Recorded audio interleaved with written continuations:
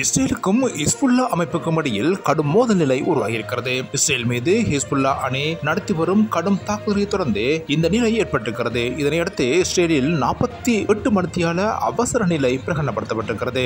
48 மணித்தியாலங்களுக்கு மக்கள் வெளியில் வர வேண்டாம் என்றும் பாதுகாப்பாக இருக்குமாறும் இஸ்ரேல் அறிவித்திருக்கிறது. இஸ்ரேலில் உள்ள 11 இராணுவ தளங்கள் மற்றும் 11 படைமுகங்கள் மீது சுமார் 320க்கும் மேற்பட்ட வான்வெளி தாக்குதல்களையும் ஆளில்லா விமான தாக்குதல்களையும் ஹிஸ்புல்லா அமைப்பு நடத்தியுள்ளதாக தெரிவிக்கப்படுகிறது. இதனையடுத்து ஹிஸ்புல்லா அமைப்பின் மீது தாக்குதல்களை நடத்துவதற்கு இஸ்ரேலும் தயாராகி வருவதாகவும் 10 தாக்குதல்கள் நடத்தப்பட்டு வருவதாகவும் இஸ்ரேல் அறிவித்திருக்கிறது. இந்த நிலையில் இஸ்ரேலின் அமைச்சரவை அவசரமாக கூடி இது தொடர்பில் ஆராய்ந்திருக்கிறது.